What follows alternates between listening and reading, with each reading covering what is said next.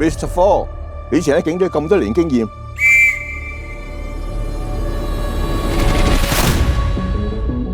而家轉過嚟幫我哋律政，一定有你嘅高見嘅。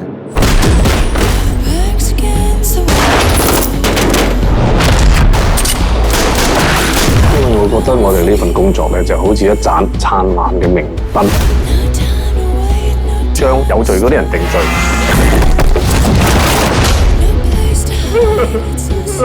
還無辜者清白。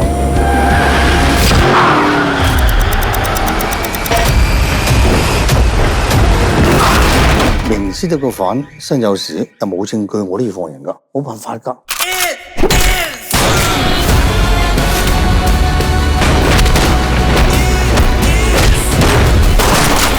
一個誤判就會摧毀一個家庭。